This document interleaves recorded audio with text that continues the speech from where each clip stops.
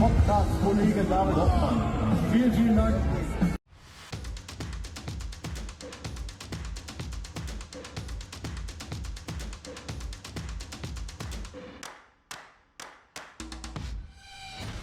What's up guys and welcome. You are watching Fazi Fitness. Let's start this video with the physique update of Samson Dauda. So this is more than 4 weeks after doing his last show, which was the Arnold Classic UK. And the next time we're gonna see him on the stage, that is gonna be at the Olympia in October. And this is gonna be his 3rd time on the Olympia stage. And if you guys think about it, Samson Dauda has had an incredible career so far in bodybuilding. He placed top 6 at his Olympia debut. He won the Arnold Classic next year, and then he placed top 3 at last year's Mr. Olympia. I have to say, one of the most successful career in the bodybuilding in the recent past. The only other guys who comes to mind who had this much success in the men's open bodybuilding are Nick Walker and 2 Mr. Olympia champions Hadi Choopan and Derek Lunsford. I am so glad that Samson Dauda actually did the Arnold Classic UK, where he was able to prove it to the bodybuilding world that he can be more shredded, that he can be more peeled, that he can come in better condition than what people actually believe. And although Samson lost both these shows to Hadi Choopan, the victory of Hadi Choopan wasn't as dominating at the Arnold UK as it was at the Arnold Ohio. And Samson himself also realized that he needs to suffer a lot harder and a lot more than what he originally thought. Because that is the only way to get that paper thin skin, to get that more skin quality, so that he can close that gap between him and Nick Walker and Hadi Choopan and Derek. So 4 weeks post-show, with Samson still traveling a lot and not being as regimented with his diet as he is during the off-season prep, he does look extremely impressive. So there is still 1 more month left, where he is gonna stick to this protocol, which means no PEDs, no gear, and backing off everything before he officially starts the off-season push phase. So by that time, Samson Dauda will surely announce which coach he's gonna work with for this year's Mr. Olympia and this off-season. So this will become a big story once this comes out. Samson Dauda is one of the biggest names in the men's open bodybuilding right now, and rightfully so. So his journey during this off-season and for this upcoming Mr. Olympia, that is gonna be really exciting to watch. Fibo Germany is going on as we speak, and as expected, we are getting some great moments from our beloved bodybuilding stars. First of all, look at this picture of the beast Roelly Winklaar, showing off his current state, especially his biceps, after being retired from professional bodybuilding for more than 2 years. And I have to say, not bad at all, especially for a guy who was off all kinds of training and diet because he had to go for that shoulder surgery, and for a guy who is probably only running TRT at the moment. And this picture of Michal Krizo and Roelly Winklaar also came up, 2 of the biggest freaks of the bodybuilding history. Also 2 guys with probably the best arms of this era together.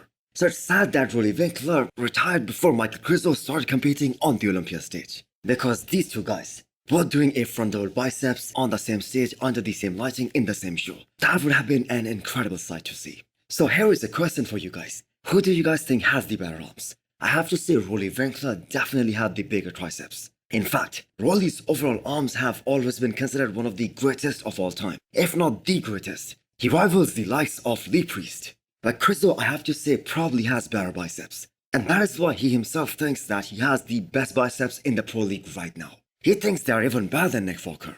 And it is really cool to see a young guy like Michal Krizo, who is on the peak of his career, giving so much respect to this legend of bodybuilding and also one of his idols. And if we talk about Michal Krizo's current condition, his current look, he's roughly 9 or maybe 8.5 weeks out of his next show, which is gonna be Ampro Classic Spain. And he looks to be in an amazing conditioning right now. We also got to see Michal Krizo with another freak of nature, probably the biggest freak of nature of all time, Rubiel Mosquera aka Naxilla at Fibo. So as of right now, rumor is Rubiel Mosquera is aiming for Dubai Pro, which is gonna be happening in July. So he is about 15 weeks out of the competition, and he is also in a very good condition for 15 weeks out. So let's just hope that he shows up this time. And we have to keep in mind, he needs to have a backup plan besides Dubai, because the chances of him winning that show, they are almost 0. Another great moment that the fans came across was the 7 times Mr. Olympia Phil Heath and 4 times Mr. Olympia Jay Cutler hitting a front double biceps together. So there is so much history between these 2 guys. Jay Cutler from being a mentor and a friend to Phil Heath and then becoming a rival on the stage, and ultimately Phil Heath being the one dethroning Jay Cutler in 2011. That is such a great story that has been utilized so many times in so many bodybuilding motivational videos over and over again. So to this day, many including Jay Cutler believe that 2011 version of Phil Heath, that was probably one of the greatest physiques that ever graced the Mr. Olympia stage. And here is the thing, that is what it took to dethrone a guy like Jay Cutler. I think that 2011 version of Phil Heath was good enough to go up against any bodybuilder in any era of the sport. It could be Dorian Yates, it could be Ronnie Coleman, and Phil Heath would have held his own really damn well. So Phil Heath himself, that 2013 Mr. Olympia version, that was a superior physique than 2011. And the way he won that Olympia, that was probably one of the most dominating wins in the entire bodybuilding history. But do let me know what is your favorite version of Phil Heath in the comments below.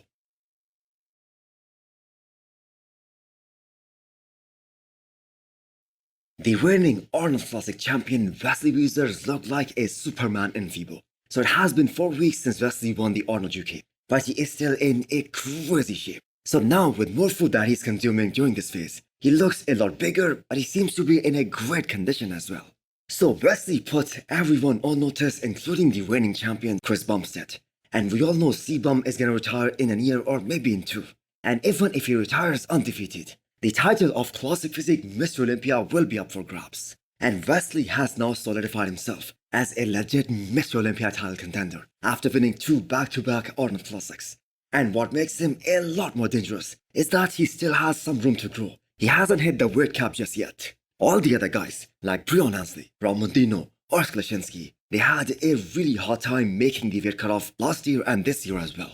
So out of the potential top 6 guys for this year's Mr. Olympia, Wesley Wiesers and Terence Ruffin are 2 guys who can continue to get bigger and continue to grow. And only these 2 guys have the opportunity to present a much better package than we have seen from them previously. Detroit Pro is now less than 8 hours away. And let's end this video with the update of Martin-Fitzwater, who is the favorite in many people's eyes for this show. Almost all the predictions are saying that Martin-Fitzwater is gonna win this show.